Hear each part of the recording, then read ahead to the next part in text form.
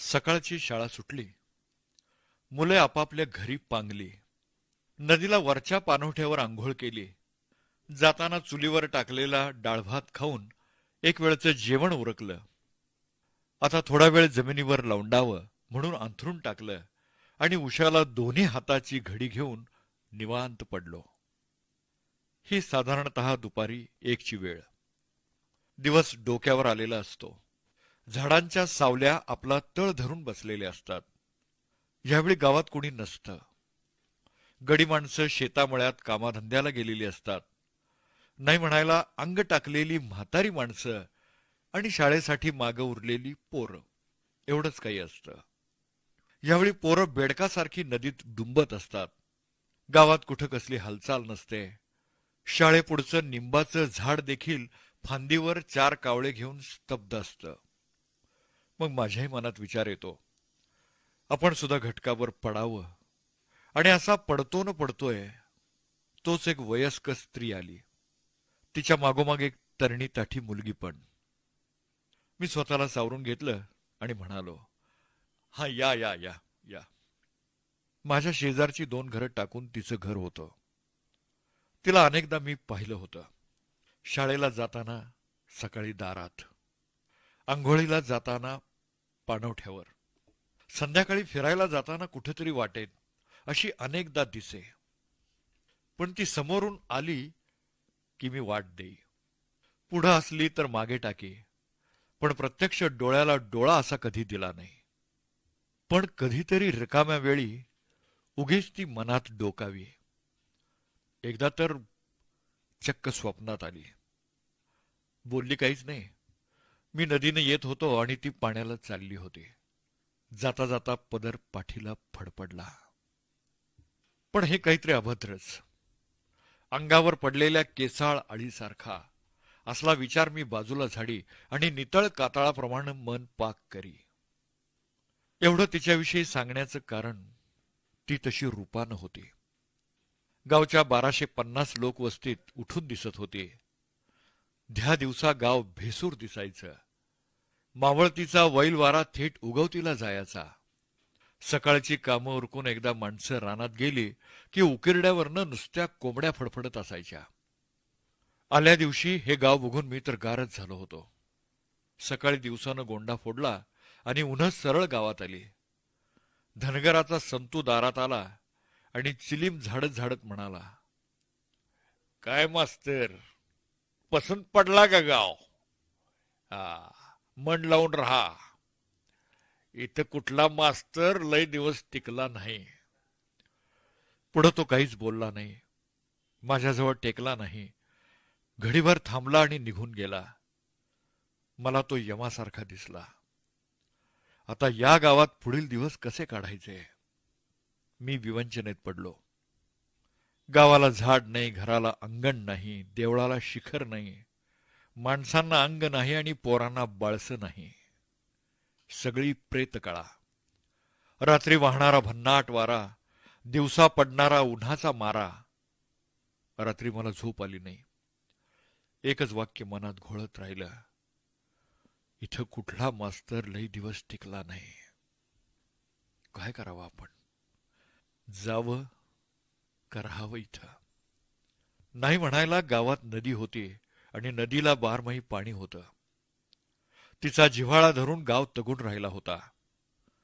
पाण्याला जाताना एक दिवस मी तिला पाहिलं. 9 वार साडीचा घोळ सांभाळत सांभाळत ती चालली होती. कुट्टा अंधाऱ्या रात्री शुक्राची चांदणी दिसल्यावानी मला झालं. पहिल्यांदाच मायलेकी माझ्याकडे आल्या. बसा की बसा. काय काम होतं माझ्याकडं? मी आदबीनं विचारलं. एवढा कागद लिवायचा होता. हातातले कार्ड मला दाखवत माय अजिजीनं म्हणाली, हो लिहितो, बसा. बाजूच्या जागेकडे मी हात केला. तिनं कार्ड माझ्यापुढे ठेवलं आणि थोड्याशा अंतरावर खाली टेकली. तिला लागून ती बसली. शिव आणि नाव नसलेलं हे गाव. वस्तीनं वस्ती वाढत गेली. 5ची 50 झाली. ठावा ठिकाणा नसलेली माणसं बैलावर गोण्या लादून राहायला आली. भोळी बाबडी माणसं उगवल्यापासून मावळेपर्यंत मातीसंग माती झालेली. आभाळात ढगाला साक्षी ठेवून त्याखाली धन गाडणारी. गावात कधी कसलं काम निघालं तर थोरल्यानं म्हणायचं, मी जरा गावात जाऊन येतो, बघू मास्तर काय म्हणतोय ते. धानाची सगळी ठेव गावच्या मास्तरकडं. ही माणसं प्रत्येक बाबतीत माझ्याकडे येत, आपल्या नडी अडचणी सांगत, कागदपत्र वाचून लिहून घेत, लेख पाठवायची झाली की मुहूर्त बघायला येत. मला काही पंचांगाचं ज्ञान नव्हतं, पण यांच्यासाठी शिकावं लागलं. या लोकांना वाटतं मास्तरांना प्रत्येक गोष्टीचं ज्ञान आहे, म्हणून ते मला कधी काय विचारतील याचा नेम नसे. पत्र हातात घेऊन मी म्हणालो, कुणाला लिहायचंय? ती जवळ बसलेल्या आपल्या मुलीकडे नजर फिरवून म्हणाली, आणखी कुणाला व लिहा, हिच्या मालकाला. तिनं भुईला नजर टाकली होती. मी एक आवंढा गिळला आणि मग तिला उद्देशून म्हटलं, काय नाव? पण बोल ना कुणीच. दोघी गप्पा. काय नाव? मला परत विचारावं लागलं. तोवर 2 मुलं पोटाचा भाता फुकत आली. गुरुजी, गुरुजी, पोस्टमन आलाय. आठवड्यातून एकदा पोस्टमन यायचा आणि कधी नाही यायचा. येणं जाणं त्याच्या मर्जीवर, पण त्याची लोक मात्र वाट बघत. तो आला दिवस भाग्याचा समजला जाई. मधून मधून कोणी विचारी देखील, मास्तर पोस्टमन कवा याचा? येईल 1-2 दिवसात, माझं मोघमात उत्तर असे. हो, आपलं 2 कार्ड घेऊन ठेवा. मी होय म्हणे. मी दारात पाहिलं. पोस्टमन पायातल्या खडावा काढून आत यायच्या तयारीत होता.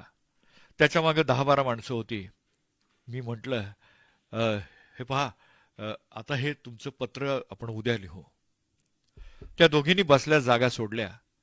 पोस्टमन माझ्याजवळ सप्पई बसला. काय मास्तर साहेब?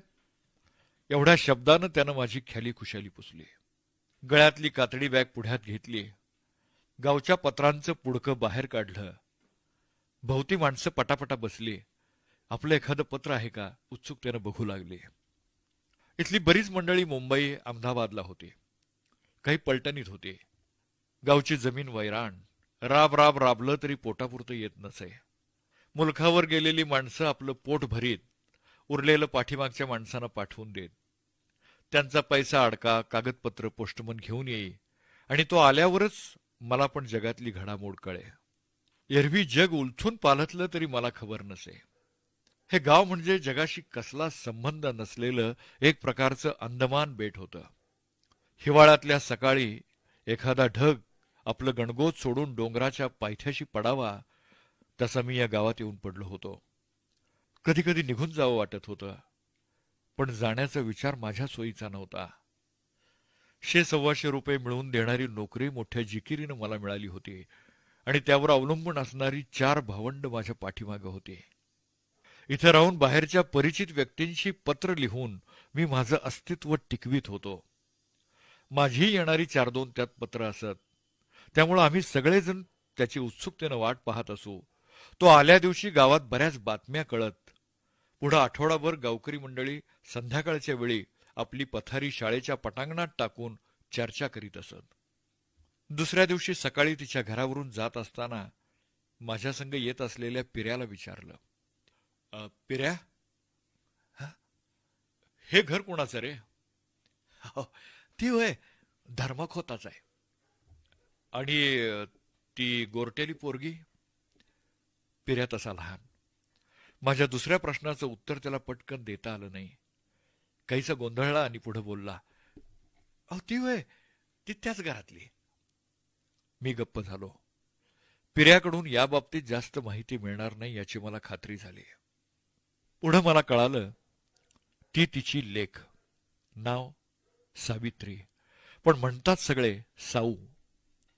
नवरा तिकडे कामाला, कुठं मुंबई का अहमदाबादला. त्याच्याजवळ नांदायला ती राजी नव्हती. तो 4-5 वेळा आला होता, पण साऊ गेली नाही. गावच्या लोकांनी प्रयत्न केला. त्यानं तिनं एकच सांगितलं, मला साफ नांदाय जायचं नाही. तुम्हाला जर पाठवून द्यायचं असेल तर माझं मड द्यावं लागेल. तिच्या स्वभावाची पारख साऱ्यांना होती. पुढं तिच्या वाटेला कुणी गेलं नाही, पण अधूनमधून तिच्या नवऱ्याची पत्र येत. त्यास कधी उत्तर जाई कधी नाही. सावित्रीचं मन त्याच्यावरनं उडालं असलं तरी त्याचं मन तिच्यावरनं उडालं नव्हतं. त्याच्या पत्रावरनं अंदाज यायचा. मनुष्य जातीचा स्वभाव किती विलक्षण. एक वेड त्यानं घेतलं की त्याच वेडात भ्रमण करीत असतं. मग त्याचे परिणाम भले होत अगर बुरे.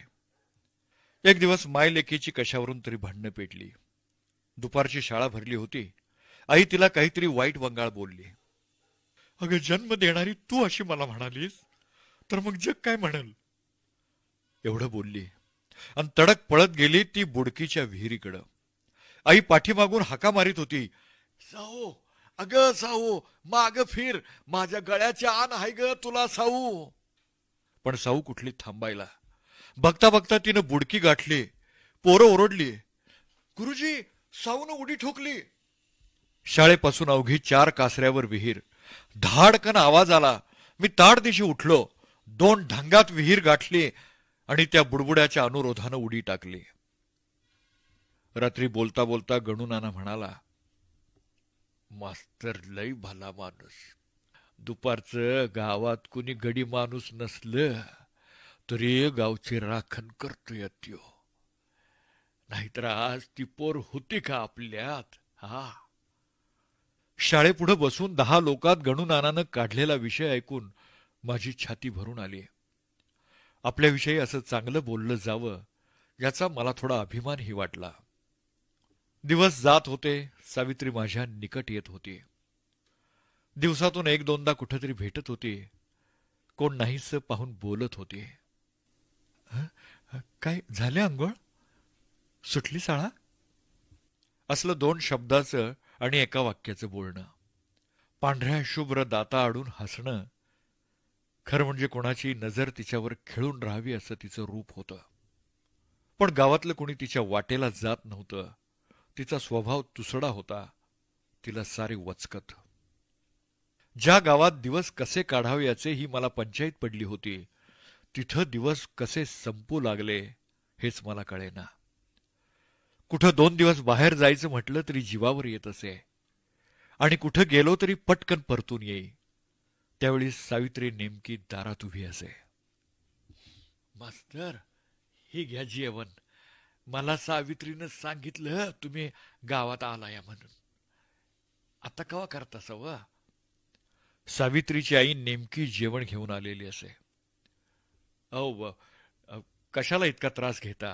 हा, मी केलं असतं की. तुमचं कोण हाय वय वय इथं? हो, नसलं म्हणून काय झालं? मग सकाळी उठल्या उठल्या भांडी न्यायला यायचं सावित्रीनं. केस न विंचरलेलं, चेहरा पारोसा म्हणायचा इतकंच. रात्रीची भांडी? हो, आहेत पहा त्या कोपऱ्यात. आणि हे काय वा? आमच्या भाकरीची फेड करताय होय? गावाहून सावित्रीसाठी मी आणलेला पेरू, कधी चिकू, एकदा पेढेच आणले. तिच्या भांड्यात मी ठेवत असे, पण तिला हे पसंत नसे. आम्ही का परके वाटतो तुम्हाला? लगेच खांद्यावरचा बोज उतरून टाकायला ते? अगं नाही, तसं नव्हे सावित्री. मग कसं? मला निरुत्तर करणारा तिचा प्रश्न असे. आणखी एकदा तिने विचारलं, घरी कोण कोण आहे मास्तर? हो, आई सोडून सगळे आहेत. भाऊ, बहीण, वडील. आणखी? आणखी मी. नाही म्हणजे भाकरी कोण करतं? बहीण. तिनं माझ्या घरची चौकशी केली म्हणून मी विचारलं. सावित्री, एक विचारू? विचारा. नाही, तू नांदाय का जात नाहीस? सगळी जण म्हणतात तू नवरा सोडून राहिलीस. सावित्रीनं मान खाली घातली आणि याच वेळी धनगराचा संतू आला. तंबाखू ओढायला त्याला काडी हवी होती. भांडी घेऊन सावित्री निघून गेली. अहो मास्तर, ही पोरगी लय आखडू आहे बघा. कुणाचं फट म्हणून घेत नाही. सावित्रीचं असं येणं मला पसंत नव्हतं, पण मी तिला तसं सांगू शकलो नाही. उलट एखाद्या वेळी ती न आली किंवा न भेटली तर मला चुकल्यासारखं व्हायचं. वाटायचं, आज दिवसभर सावित्री का भेटली नाही. आज सकाळी पाण्याला आली नव्हती.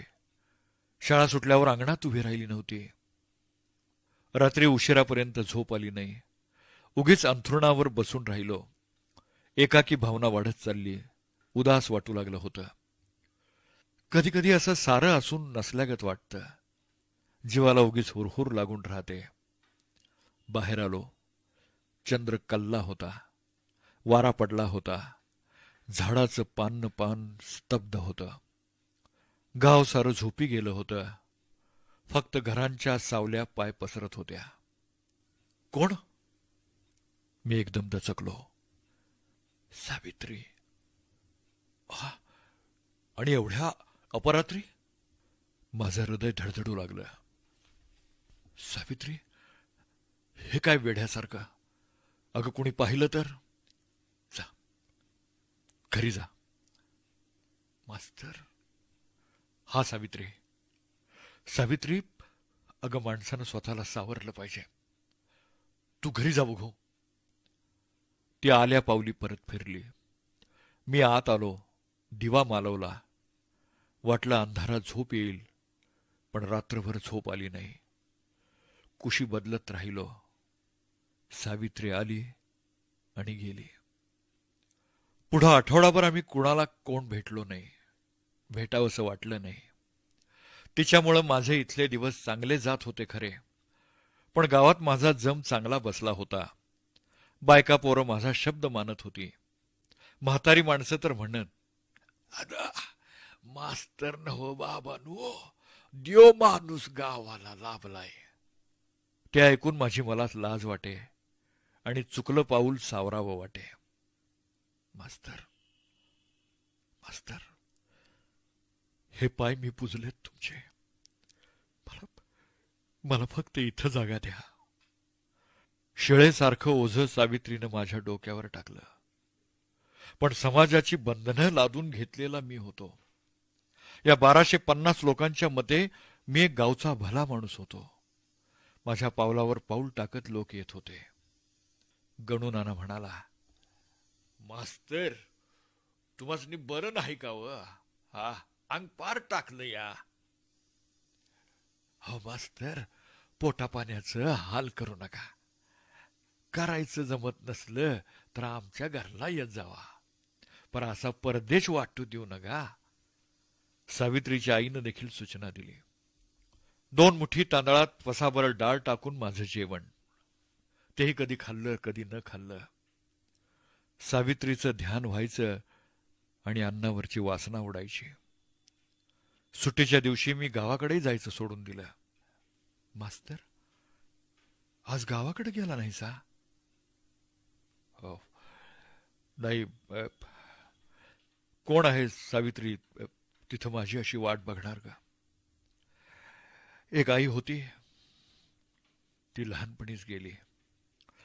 लहान भावंड आहे. तासभर म्हणतील दादा आला नाही आणि लागतील परत खेळायला." सावित्रीनं मला आपल्या मोहात पूर्ण पाडलं होतं, पण कुणाच्या डोळ्यात काही येईल असं मी वागत नव्हतो. तिच्या घरी गेलं, मोजकं बोलावं. वाटेत कुठं भेटली, केवळ थोडं हसावं. माझ्याकडं आली तर अंतर राखून वागावं, पण स्वतःचा तोल असा कुठं जाऊ न द्यावा. गावात एक बोलवा पसरली. मुलं सुद्धा बोलली, "ती सौ आहे ना मैना काकूची, तिचा नवरा 4 माणसं घेऊन तिला न्यायला येणार आहे. आली बऱ्या बोलानं तर ठीक, नाहीतर ओढून नेणार आहे म्हण." मी गप्प झालो. मुलं काय बोलली क्षणभर माझ्या लक्षातच आलं नाही. अचानक एखादा टोला लागून डोकं झणझणून जावं आणि मग दगड लागल्याचं लक्षात यावं, असं झालं. सावित्रीचा नवरा तिला घेऊन जायला येणार आहे ही गोष्ट ठीक आहे. ती त्याची पत्नी आहे. तिच्यावर त्याचा हक्क आहे. त्यानं घेऊन जावं. पण सावित्री न आली तर तो तिला ओढून घेऊन जाणार आहे, ज्याची मात्र मला चीड आली. हा अन्याय आहे. एका अबलेवर जुलूम आहे. मी ठरवलं, काही झालं तरी सावित्रीवर असा जुलूम होऊ द्यायचा नाही. रात्र बरीच वाढली होती. मी अर्धवट झोपेत होतो. सावित्री माझ्यापाशी कधी येऊन बसली होती कळालं नाही. फक्त तिच्या हुंदक्यानं जाग आली. अशा अवेळी तू का आलीस म्हणून मी तिला रागावलो नाही. उलट उठून बसलो आणि म्हटलं, सावित्री, काय करायचं ठरवलंस तू? तिला आणखी रडू कोसळला. हे बघ सावित्री, असं रडून रडून तू किती रडणार आहेस? मन घट्ट कर. अगं नवरा न्यायला येतोय त्या अर्थी तू जा. आईबाच्या घरी कुणाची कड लागली आहे? मास्तर, मास्तर, मला इथं राहायचं नाही. मला मला तुम्ही कुठेही घेऊन चला, कुठेही. मी चपापलो. सावित्री, नाही मास्तर, कुठेही मुलखावर. तू काय म्हणतेस ते कळतं का तुला सावित्री? कळतं, म्हणूनच म्हणत्या. या या पायाचा अंतर मला देऊ नका मास्तर. एवढं म्हणून तिनं माझे पाय आपल्या छातीशी कवटाळले. माझं अंतःकरण द्रवलं. सावित्री सारख्या तरुणीवर असा प्रसंग आला म्हणून नव्हे, तर स्त्री जात किती दुबळी आणि पराधीन असते यामुळं. सावित्री, तुझा जा. तुझी नांदायची इच्छा नसेल ना, तर मी तुला जाऊ देणार नाही. उठ, जा, झोप जा. सावित्री विवाहित आहे. आज कशी का असेना कुणाचं तरी मंगळसूत्र तिच्या गळ्यात आहे.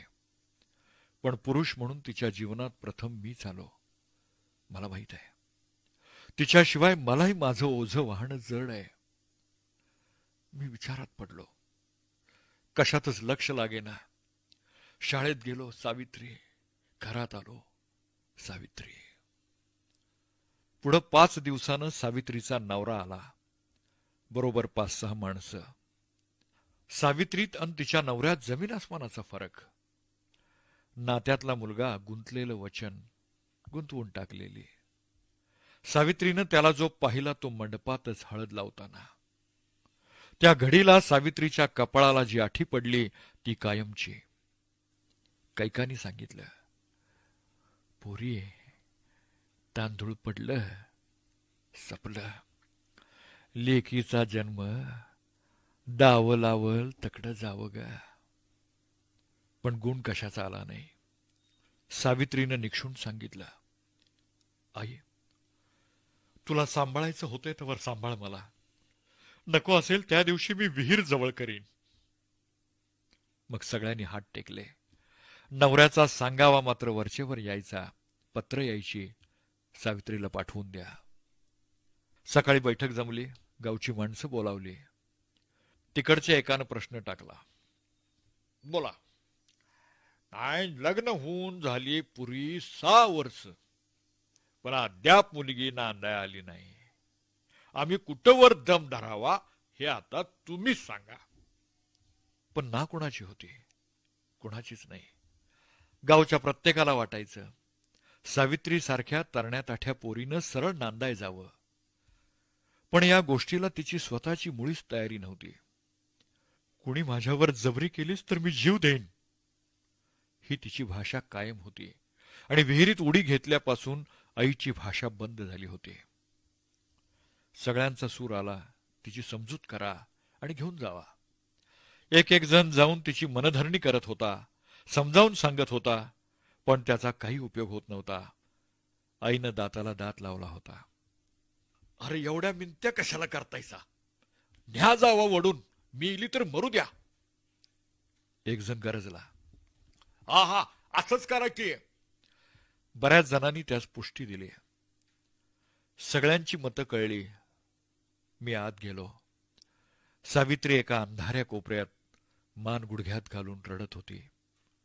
तिनं माझ्याकडे देखील पाहिलं नाही. मी बाहेर आलो. आता झालं का तुमचं? मी म्हटलं. आता माझं थोडं ऐका. हा, बोला मास्तर. हे बघा, घर हे सुखासाठी असतं. तुम्ही सावित्रीला जबरीनं नेलं, ती येईल, पण सुख कोणालाच लाभणार नाही.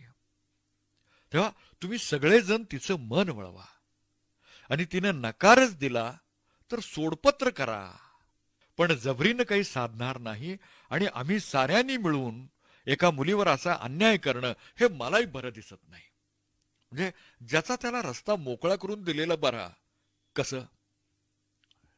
मास्तर, तुमचं खरं आहे, पर ह्याचं लगीन पुन्हा होईल का व? हा, हे झालं ते मोठ्या नशिबानं. तुम्ही मुलीचं काय उद्या करचाल हो, पण सावित्री सारखी रडत होती. रडून रडून डोळे सुजले होते, चेहरा लालबुंद झाला होता.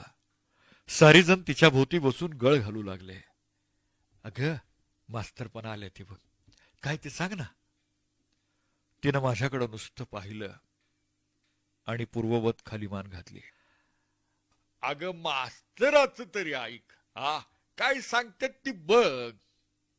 मग सगळेच म्हणाले, नाही सांगा मास्तर, तुम्ही सांगाल ते ऐकू. साऱ्यांनीच माझ्याकडे नजरा रोखल्या. हा मास्तर, निर्णय आता तुम्हीच द्यायचा. न्या म्हटलं नेतो, नको म्हटलं तर परत कधी येत नाही, हे आमचं वचन. कसं? आणि सगळे स्तब्ध झाले. मलाच अवघडून टाकलं. सारासार विचार, नफा तोट्याचा पडताळा बघून माणसाला इतर गोष्टी करता येतात, ठरवता येतात, पण अशा गोष्टीचा न्याय देणं अत्यंत कठीण असतं. कारण ज्याने आपल्यावर न्यायाची जबाबदारी टाकली त्यांना योग्य न्याय दिला पाहिजे. मी सावित्रीला विचारलं, सावित्री, मान्य आहे तुला? तिनं मानेनं होकार दिला. माझ्या पुढं आता व्याकुळ झालेले 3 जीव तरळत होते. सावित्री, तिचा नवरा आणि मास्तर. न्याय देणं माझ्याकडे असलं तरी माझ्यावर देखील अन्याय होऊ देता कामा नये. सावित्री खेरीज मास्तर आणि मास्तराविना सावित्री यांना अलग राहणं अशक्य होतं. तितकंच हेही खरं होतं, सावित्री शिवाय तिच्या नवऱ्याचं झोपडं पार उद्ध्वस्त होणार होतं. मी किती वेळ आणि कशा कशाचा विचार करणार. सगळेजण माझ्याकडे एकटक बघत होते. मी काय सांगणार ते ऐकायला उत्सुकले होते. सावित्रीनं त्या रात्री पाय कवटाळल्याचा मला प्रसंग आठवला. एवढी पायापाशी जागा द्या, वाटलं सांगून टाकावा, सावित्रीला सोडपत्र द्या. पण तो तिच्या नवऱ्याचा केविलवाणा चेहरा मला दिसू लागला. यापुढं त्याला स्वतःचं असं घरटं उभारता येणार नव्हतं. माझ्या हृदयाची व्यथा तर व्यथाहीन झाली होती, आणि आता न्याय देण्याची माझी अवस्थाच उरली नव्हती. गणू नानानं चिमट लावली. हा आटपा मास्तर, मंडळी खोळाबल्या ती, सांगा काय ते. पुरीनं नांदाया जायाचं का सोडपत्र घ्यायचं? यावर एक क्षण थांबलो, कसा तरी श्वास घेतला, मग पटकन बोलून गेलो आणि तसाच उठून बाहेर पडलो. सावित्रीला घेऊन दुपारची गाडी गेली. मी अंगणात उभा होतो. जाताना तिनं माझ्याकडे पाहिलं सुद्धा नाही. तिला गावाबाहेर पाठवून गणू नाना आला. म्हणाला, मास्तर, आम्हीच नव्ह पर गावच्या पुरी बाडी सुद्धा तुमचा शब्द पाळत्यात. तुम्ही बोलला आणि पोरगी अहो मुकाट्यानं उठून गाडीत बसली, अगदी शब्द बी बोलली नाही बघा.